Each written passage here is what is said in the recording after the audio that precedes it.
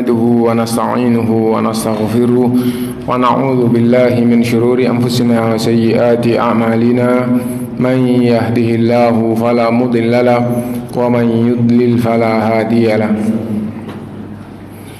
وأشهد أن لا إله إلا الله وحده لا شريك له وأشهد أن محمدا عبده ورسوله يا أيها الذين آمنوا اتقوا الله حق تقاته ولا تموتن إلا وأنتم مسلمون يا أيها الناس اتقوا ربكم الذي خلقكم من نفس واحدة وخلق منها زوجها وبث منهما رجالا كثيرا ونساء واتقوا الله الذي تساءلون به والأرحام إن الله كان عليكم رقيبا يا أيها الذين آمنوا اتقوا الله وقولوا قولا سديدا يصلح لكم أعمالكم ويغفر لكم ذنوبكم ومن يطع الله ورسوله فقد فاز فوزا عظيما أما بعد فإن أصدق الحديث كتاب الله وخير الهدي هدي محمد صلى الله عليه وسلم وشر الأمور محدثاتها وكل محدثة بدعة وكل بدعة ضلالة وكل ضلالة في النار. Bapak, ibu-ibu, saudara-saudara sekalian rahimakumullah, alhamdulillah kita bisa melanjutkan kajian kita dari kitab Fiqih Al-Wajiz dan kita sampai pada bab ma yu'maru bihil imamu minat takhfif, perintah imam untuk meringankan. Maksudnya Rasulullah SAW mengingatkan kepada para imam jamaah agar meringankan sholat. Maksudnya meringankan, tidak panjang-panjang, tidak panjang-panjang gitu ya. Kita baca gitu.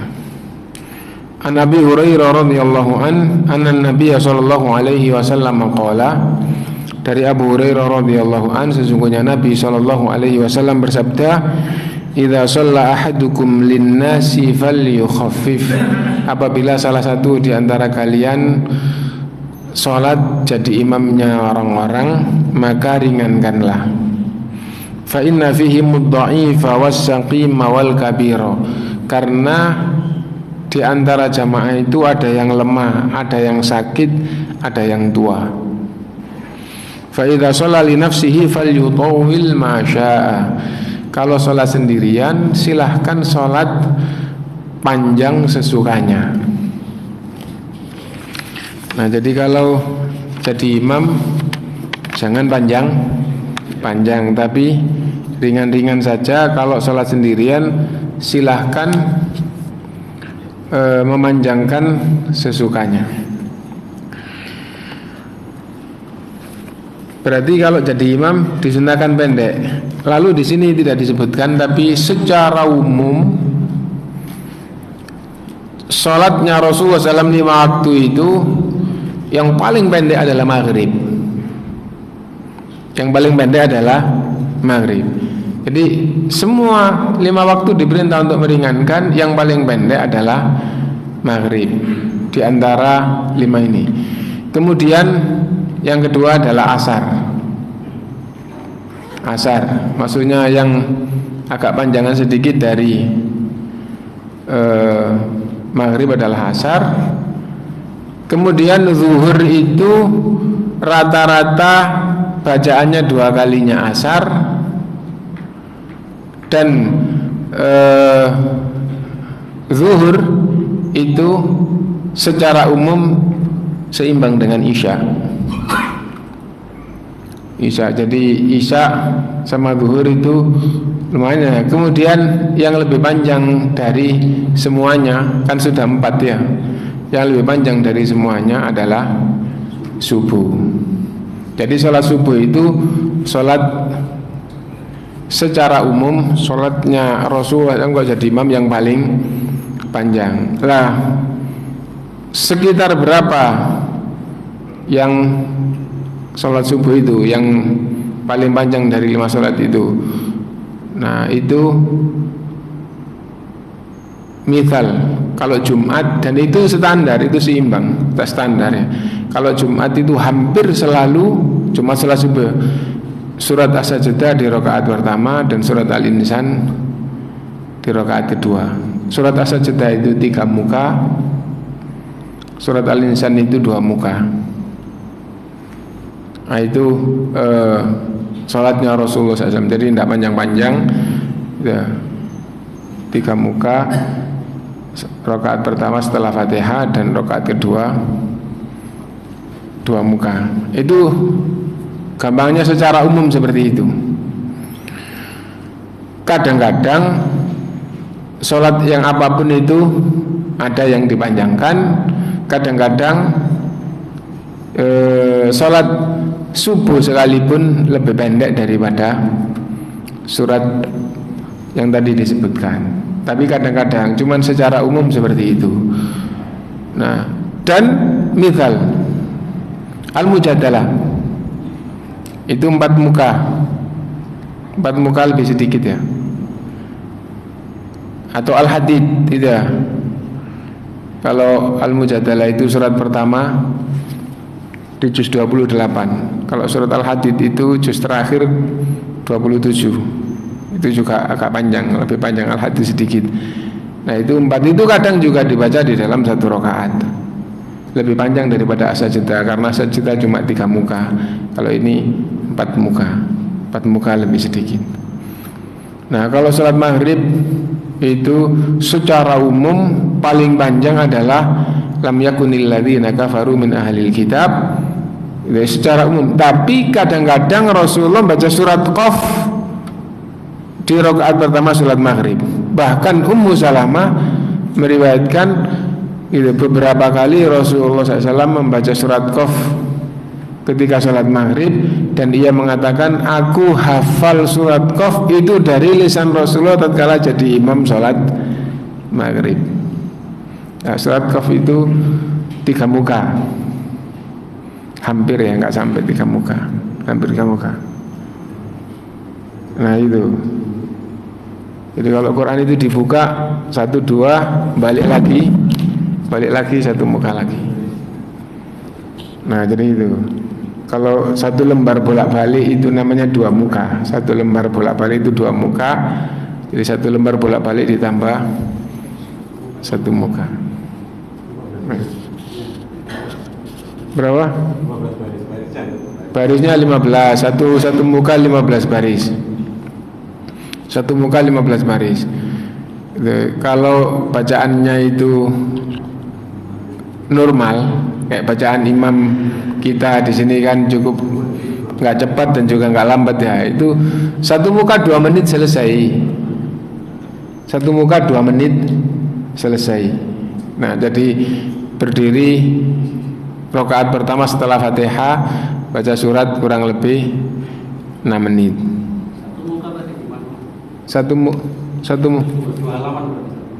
Bukan, 1 muka itu 1 halaman.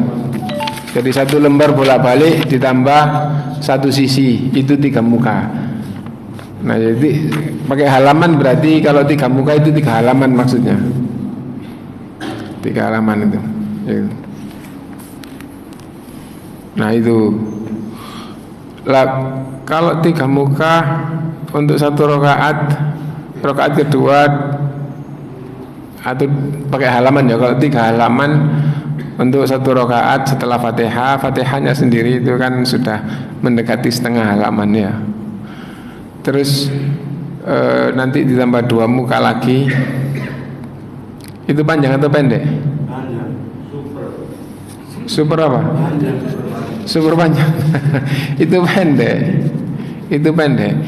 Karena itu sahabat itu tidak boleh panjang-panjang, pendek-pendek aja seperti sholatnya Rasulullah. Lah yang panjang itu seberapa? Yang panjang itu baca surat Al-Kahfi 1 muka 11 halaman.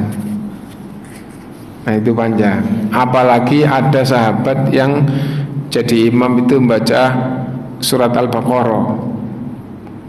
Lalu Rasulullah SAW menegurnya gitu, jangan membuat orang lari dari sholat. Maksudnya lari dari tidak mau sholat. Pendekkan sholatmu, Maksudnya pendekkan itu seperti sholatnya Rasulullah SAW. Nah jadi itu. Nah sekarang kita lanjutkan ya. Cepatnya. Cepatnya bacaan. Nggak boleh cepat-cepat. Tartil gitu. Baca Quran dengan tartil. Ya kayak imam kita gitu ya, dicepatkan sedikit tidak ada masalah, masih bisa gitu ya. Gitu. Kalau di Masjidil Haram, apalagi kalau terawih, ya, itu cepat, gitu ya. Relatif lebih cepat daripada itu. Kenapa? Karena satu malam itu 1 juz. Nanti satu malam 1 juz, lebih sedikit gitu ya. Nanti di malam 29 pasti terakhir juz sama. Kenapa? Karena setelah itu ada kunut khatam Quran.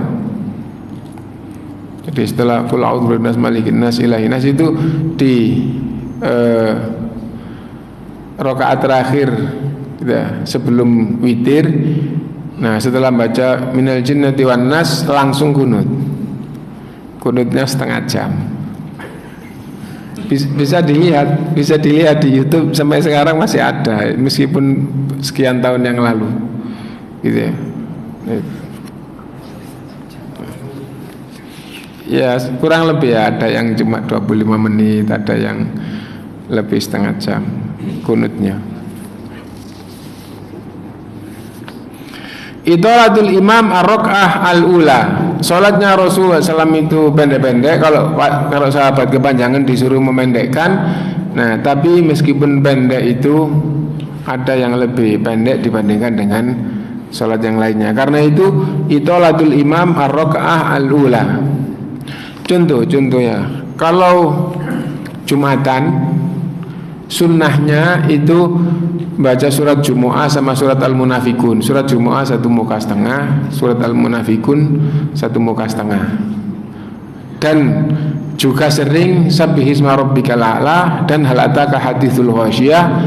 Dua-duanya surat ini jadi Sabbihisma rabbikal a'la sama hal ataka haditsul ghasyiyah itu digabung. Dua surat ini tidak sampai 1,5, cuma 1 muka lebih sedikit.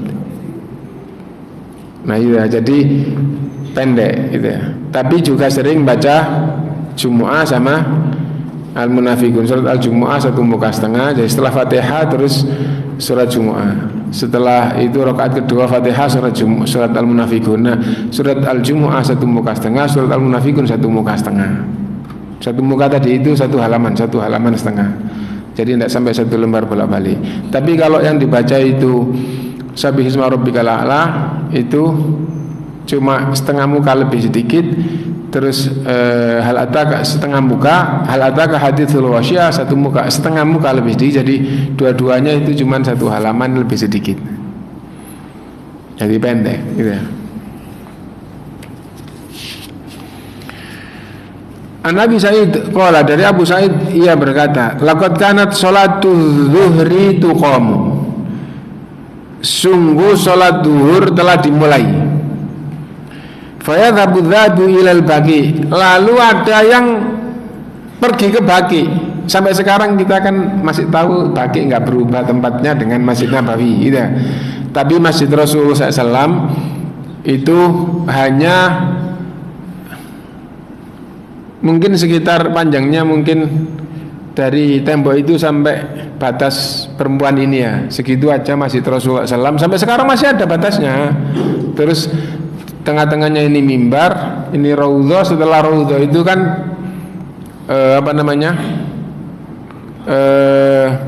dulu rumah Rasulullah, sekarang jadi kuburan 3 kuburan Rasulullah, Abu Bakar dan Umar radhiyallahu anhum kan gitu ya. Nah jadi kita lihat mimbar Rasulullah, terus ke kanan sampai raudhah segitu, ke kiri itu di tiang paling depan sampai kira-kira ke belakang itu yang ada payung di tengah. Nah sebelum payung itu ada tulisannya Haddu Masjidin Nabi SAW.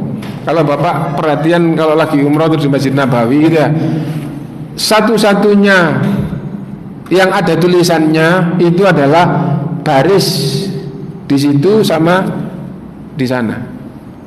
Itu haddu masjidin Nabi SAW. Had itu artinya batas masjid Nabi SAW. Untuk mengetahui gampang mimbar ya.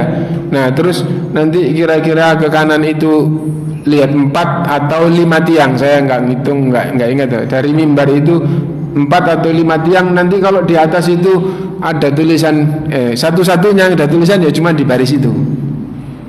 Di tiangnya, bukan di tembok. Tiang terus lampu, nah terus ada tulisannya. Nah itu nanti di situ ada lagi. Nanti di sana ke belakang sampai payung yang di tengah masjid. Nanti juga di Raudhah mundur sampai itu tiang masjid, payung yang di tengah masjid itu. Nah jadi kira-kira begini. Kesimpulannya bahwa anggaplah di mimbar atau anggaplah di Raudhah gitu ya.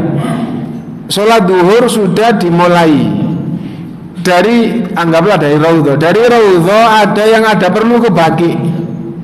Baqi kuburan Baqi, maksudnya sampai sekarang masih seperti itu, nggak berubah tempatnya gitu ya. Ke Baqi karena ada perlu, habis itu balik lagi. Rasulullah masih rakaat pertama.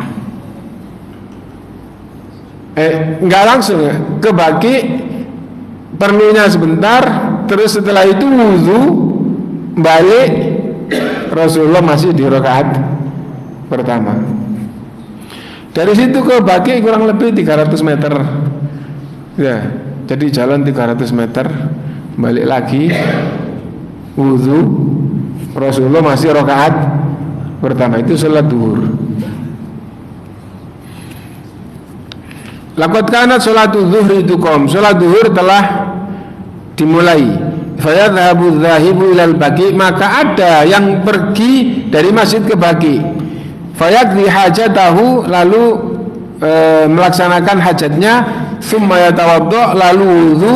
Tsumma ya'ti, lalu datang jamaah ya. Wa Rasulullah sallallahu alaihi wasallam fi raqatil ula mimma yutawwiluha. Rasulullah SAW bersama bersahabat masih rakaat pertama, karena rakaat pertama itu lebih panjang daripada rakaat kedua. Nah jadi itu.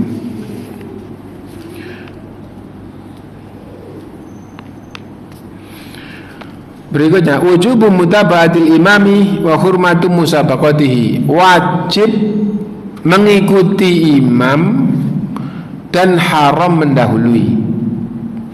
Makmum harus mengikuti imam. Apa maksudnya mengikuti imam? Begitu imam itu membaca Allahu Akbar, terus makmum mulai.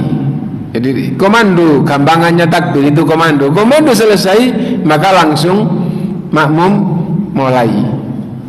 Nah itu, tidak bersamaan, apalagi mendahului. Dan apabila sudah takbir, tidak boleh dengan sengaja melambat-lambatkan.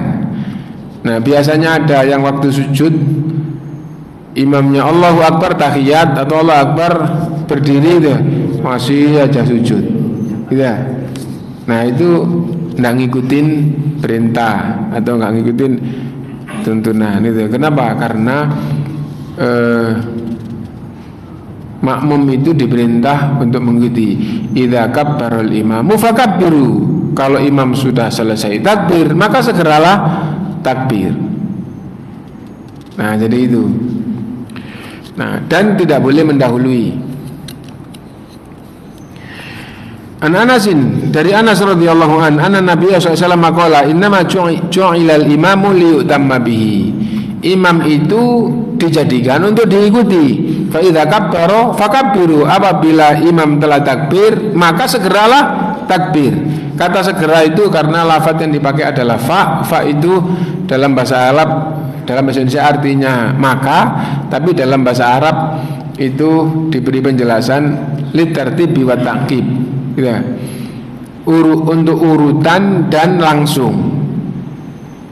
Untuk urutan dan langsung. Tapi kalau summa litartibi wa tarahi, kalau summa bahasa Indonesia artinya kemudian itu untuk urutan dan berjarak.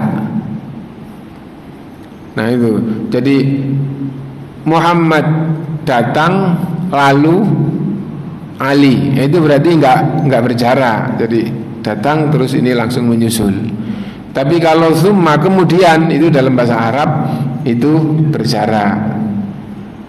Nah, Muhammad datang sendirian, kemudian maksudnya ada jaraknya, kemudian Ali datang. Nah itu.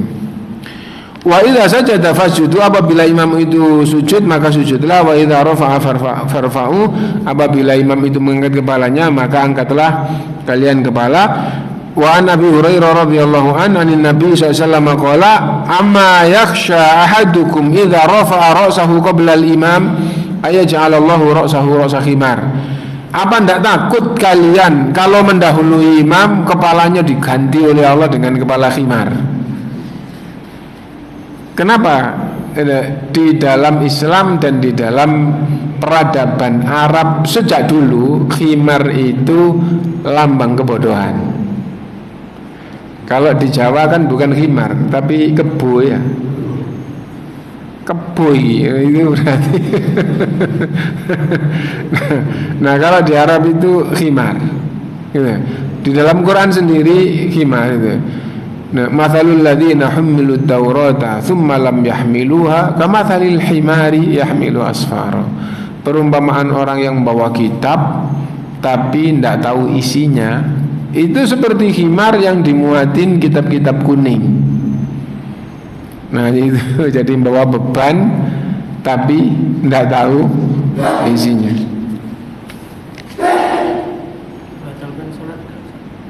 Membatalkan sholat apa enggak? Jawabannya enggak.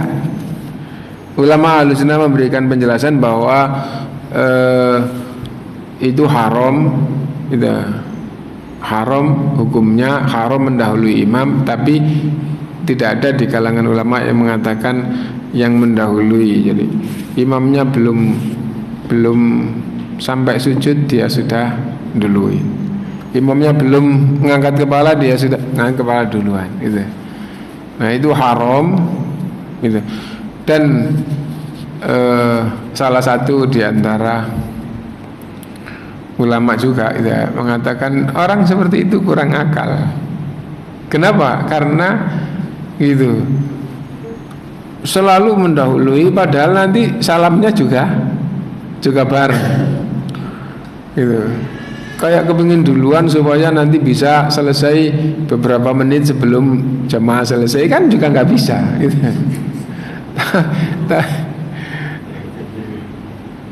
Nah berikutnya, man ahaqqun nasi bil imamah, siapa yang paling berhak untuk jadi imam? Siapa yang paling berhak jadi imam? Ini apabila imamnya tidak ditentukan. Apabila imamnya tidak ditentukan, maka siapa yang paling berhak untuk jadi imam? Misalnya begini, ada di beberapa musola, di beberapa masjid itu tidak pakai ditentukan imamnya. Nanti itu ada yang duluan, ada yang dorong-dorongan. Biasanya di masjid tertentu seperti itu. Di masjid lain itu sampai ada yang gampangannya itu seolah-olah itu duluan padahal bacanya itu tidak benar, panjang pendeknya itu nggak bisa tapi duluan. Nah itu ada, musola juga ada itu. Nah ada yang pada dasarnya lumayan tapi bagus-bagus lah secara bacaan, tapi dorong-dorongan monggo. Nah jadi dorong-dorongan itu. Nah apabila tidak ditentukan maka siapa yang paling berhak untuk jadi imam? Yang paling berhak untuk jadi imam itu adalah yang paling ahli di dalam Al-Quran, yang paling bagus di dalam Al-Quran gitu ya. Nah atau kalau ditentukan, patokan ini adalah untuk menentukan siapa yang paling berhak ditentukan untuk jadi imam. Jadi misalnya masjid ini tidak pakai ngundang imam dari luar, ya udah yang aktif di sini. Nah nanti ada yang ditetapkan jadi imam. Kalau gitu yang hendaknya yang paling ditunjuk itu kalau di dalam hadis adalah yang paling ahli di dalam Al-Quran gitu. Nah adapun asli dari teks hadis itu akra'uhum, dan makna akra'uhum itu di zaman sahabat yang paling banyak hafalannya. Tapi itu di zaman sahabat karena semua sahabat itu orang Arab, baca Quran langsung paham. Gitu ya. Nah, karena itu kalau di antara ulama yang dimintai fatwa, kalau ada gampangannya anak SMP, anak SMA yang hafal Quran tapi ilmu agama rendah, bahasa Arab juga gampangannya belum banyak tahu, gitu ya. Nah, terus ada ustadz atau ada mubaligh, gitu. Misal dia lulusan Mesir, lulusan Saudi atau lulusan, gitu. Nah, itu sarjana. Tapi hafalan Qur'annya hanya sedikit, 1, 2 atau 3 juz atau 5 juz, 10 juz tidak hafal Qur'an. Siapa yang lebih layak untuk jadi imam? Nah, yang terakhir yang saya baca, kalau saya tidak salah ingat, yang terakhir adalah fatwanya Syekh Shalih Fauzan. Ya ustadz atau mubaligh yang sarjana agama lulusan kayak tadi itu yang hendaknya dijadikan imam. Kenapa? Karena kalau di zaman Nabi itu meskipun masih kecil, sahabat itu faham dengan Al-Quran. Kenapa? Karena itu bahasanya. Nah, jadi itu. Nah, kalau bacaannya tidak bagus gimana? Kalau bacaannya tidak bagus, di dalam agama bacaan bagus itu patokannya adalah benar, bukan merdunya tapi benarnya. Tapi kalau panjang pendeknya salah, ya jangan dijadikan imam. Itu. Kemudian berkaitan dengan tajwid. Kalau ulama ahli tajwid kebanyakan mengatakan hukum membaca Quran bertajwid itu wajib. Tapi kalau ulama umum, ulama fikih, ulama akidah, ulama tafsir ya, itu berpemahaman bahwa tajwid itu adalah tahsin. Itu. Jadi itu. Nah, karena itu apabila tidak bisa bertajwid, ada yang bisa, ya enggak, yang bisa bertajwid enggak apa-apa. Maksudnya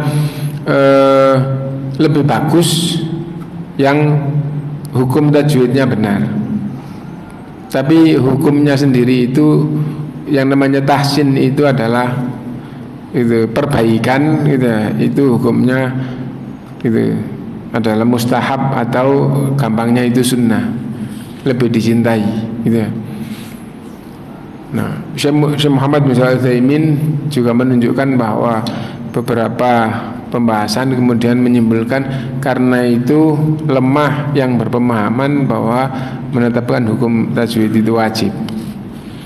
Tajwid itu masuk di dalam bab tahsin, hukumnya adalah sunnah. Tapi kalau panjang dipendekkan, pendek dipanjangkan, itu beda lagi. Kenapa? Karena memanjangkan itu menambah huruf, memendekkan itu mengurangi huruf. Di zaman Nabi itu tidak ada harokat, bahkan titik aja tidak ada. Tidak ada harokat, tidak. Karena itu panjang itu kalau dibaca fathah pasti ada alifnya di setelahnya. Karena yang untuk memanjangkan itu adalah, untuk memanjangkan fathah itu adalah alif, untuk memanjangkan kasroh adalah ya, untuk memanjangkan dhamma adalah wawu.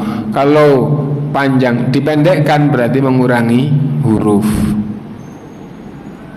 Mengurangi huruf itu banyak merubah makna.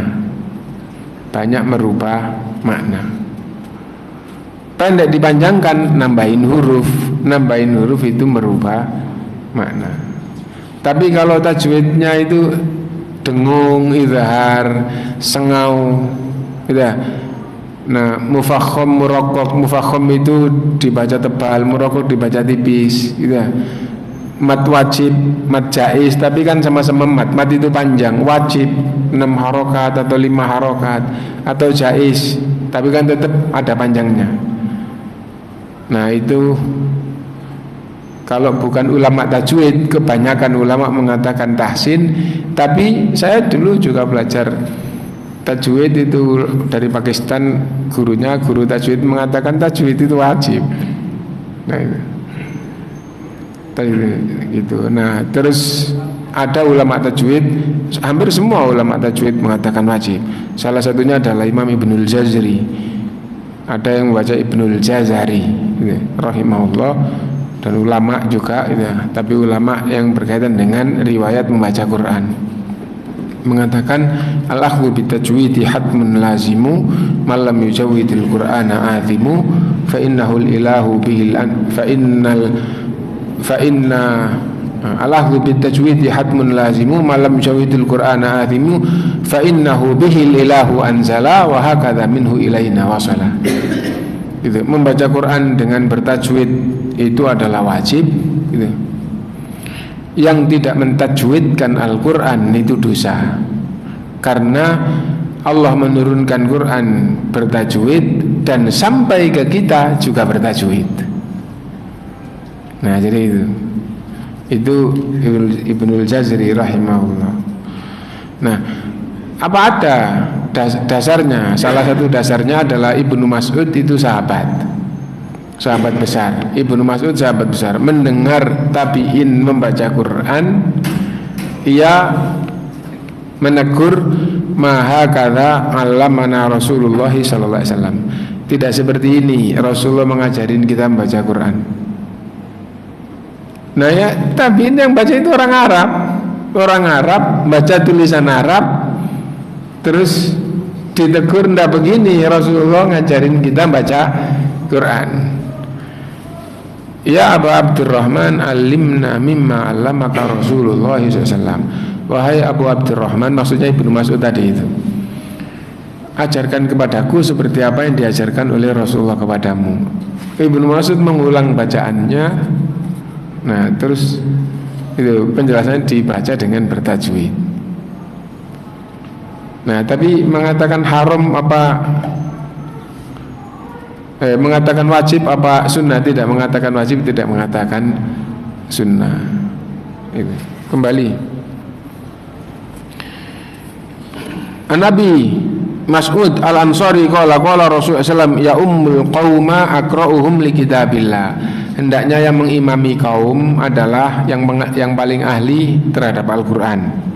Fa in kanu fil qiraati sawa, jika hafalannya sama, fa'alamuhum bis sunnah, maka yang lebih tahu sunnah, yang lebih banyak tahu hadis. Fa in kanu fi sunnati sawa fa'aktamuhum hijratan. Apabila di dalam masalah hadis menunjukkan masalah agama gitu ya, Quran hadis dianggap seimbang, maka yang lebih dulu hijrahnya. Fa in kanu fil hijrati sawa, kalau sama-sama hijrah bareng gitu, fa'aktamuhum silman, yang paling dulu Islamnya gitu. Wala ya ummanna rajula fi sultanihi, dan tidak boleh seorang pun menjadi imam di kekuasaan yang lain. Apa maksudnya? Di situ sudah ditetapkan ada imamnya, tidak boleh ada orang nyelonong jadi imam. Wala yaqutu fi baitihi ala takrumatihi illa biidni, itu kecuali dengan izinnya imam yang tetap, kecuali dengan izinnya diizini oleh imam tetap. Begitu juga jangan duduk di kalau bertamu di rumah orang di tempat yang itu tempat khususnya ahlul bait. Misalnya begini,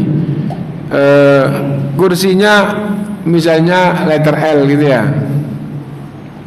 Terus ada satu kursi, yang satu kursi ini khusus untuk yang punya rumah. Tidak boleh tamu duduk di kursi khusus itu kecuali dengan izin yang punya rumah. Duduk sini ini. Nah, lah itu duduknya enggak apa-apa di sini, nanti saya ngambil kursi dari dalam misalnya gitu ya, akhirnya jadi boleh. Itu. Adapun kaitannya dengan bab di ini, kalau sudah ada imam tetap, enggak boleh orang lain nyerobot jadi imam kecuali seizin imam tetap tersebut.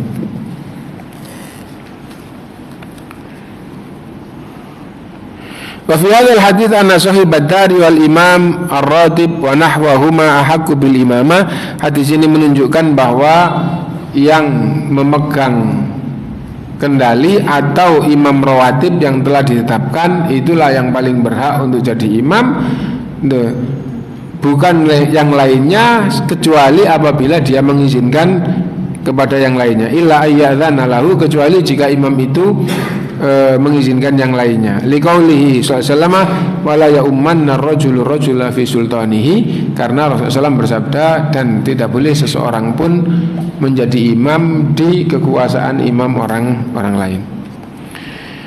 Belum balik jadi imam, jawabannya boleh. Boleh, sah, belum balik jadi imam. Kenapa? Karena di antara sahabat Rasulullah SAW ada yang mengedepankan anak yang belum balik. Kenapa? Karena dia yang paling ahli terhadap Al-Quran. Jadi ceritanya adalah ada anak kecil ketika sahabat Rasulullah SAW dalam perjalanan. Nah itu anak kecil ini selalu mendekat, akhirnya diajarin Quran padahal belum masuk Islam. Setelah itu bapaknya itu ketua kabilah gitu, dan bapaknya masuk Islam dan mengajak semua orang-orang yang mau untuk masuk Islam. Akhirnya banyak yang masuk Islam. Setelah itu pulang lalu membawa pesan, Rasulullah SAW memerintahkan saya agar yang menjadi imam adalah yang paling banyak hafal Quran. Lalu mereka melihat semua, dan mengetahui bahwa sayalah yang paling hafal banyak karena aku belajar dari para sahabat yang bepergian, yang pulang, yang lewat itu. Nah itu dia mendekat terus diajarin dari sebelum daerah itu ada yang masuk Islam. Itu kita baca. An Amr bin Salamah qala, dari Amr bin Salamah ia berkata, lamma kanat waq'atu ahli al-fathi badara kullu qaumin bi islamihim. Setelah Fathu Mekah, semua kaum, semua kabilah berbondong-bondong masuk Islam. Wa badara abi qaumi bi islamihim, dan bapak saya dan kaumnya juga gitu kepingin bergegas untuk masuk Islam. Falamma qadima qala, nah bapak saya setelah pulang dari Rasulullah SAW mengatakan, ji'tukum wallahi min indin Nabi sallallahu alaihi wasallam haqqa. Wahai kaum, benar-benar aku telah datang dari Nabi sallallahu alaihi wasallam. Faqala sallu salata kada fi hini kada wa kada. Salatlah salat ini pada waktu ini. Wa sallu salata kada fi hini kada. Salatlah salat ini pada waktu ini. Maksudnya diajarin salat dan waktunya. Fa idza hadaratis salatu falyu'adzin ahadukum. Apabila tiba waktu salat, hendaknya ada yang memandangkan azan. Wal ya'ummukum aktsarukum Qur'anan, dan hendaknya yang jadi imam kalian adalah yang paling banyak hafal Quran. Fanadharu falam yakun ahadun aktsara Qur'anan minni. Lalu mereka melihat semuanya mengetahui sayalah yang paling banyak hafal Quran. Kata Amr bin Salamah, lima kuntu atalaqqa minar rukban, karena dari awal sebelum mereka masuk Islam saya belajar dari para pengendara. Gitu, orang-orang yang bepergian mengendarai untanya atau kudanya. Nah, saya belajar ke mereka itu. Nah, begitu masuk Islam banyak, akhirnya itu mereka tahu bahwa saya yang paling banyak Qur'annya. Faqaddimuni baina aydihim wa ana ibnu sittin aw sab'i sinin. Akhirnya aku dijadikan oleh mereka sebagai imam dan umur saya baru 7 tahun. Umur saya baru 7 tahun. Nah. Itu dulu yang kita baca. Kalau ada yang mau ditanyakan monggo dipersilahkan.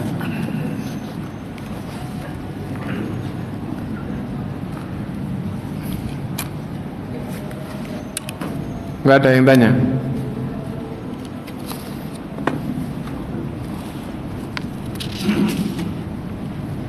Kesimpulan dari tadi yang kita baca gitu. Diperintahkan untuk meringankan, imam diperintah untuk meringankan jamaah atau meringankan sholat jamaah gitu. Tetapi yang dimaksud ringan oleh Rasulullah SAW tidak berarti kuliah sekitar itu saja gitu. Yang dimaksud ringan itu sesuai dengan yang dilakukan oleh Rasulullah Sallallahu Alaihi Wasallam. Adapun yang dilakukan oleh Rasulullah yang paling pendek adalah sholat maghrib. Kemudian sholat yang lebih panjang dari maghrib adalah asar. Kemudian yang lebih panjang daripada asar adalah zuhur dan isya. Itu seimbang. Dan yang paling panjang dari sholat Rasulullah adalah sholat subuh. Nah, kalau dilihat sholat maghrib meskipun sekali-sekali baca panjang, tapi secara umum paling panjang surat Al-Bayyinah. Surat Al-Bayyinah itu setengah muka lebih sedikit gitu saja. Nah, setengah itu kalau maghrib.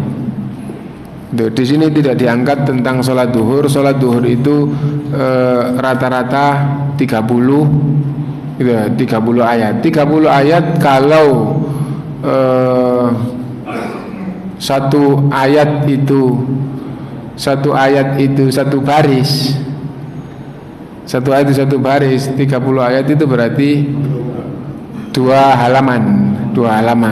Nah, itu sholat duhur. Sholat asar rata-rata separuhnya sholat duhur. Nah, sholat subuh ya tadi itu rata-rata itu barangkali ya bapak-bapak ada yang punya kendaraan mepet. Oh enggak, alhamdulillah sudah bisa jalan. Ada mobil kok sempat pelan-pelan terus sempat berhenti gitu. Nah, jadi tidak panjang-panjang, tapi yang dimaksud tidak panjang itu seperti sholatnya Rasulullah SAW. Kemudian berikutnya ya, tidak boleh mendahului imam gitu. Tidak boleh mendahului imam.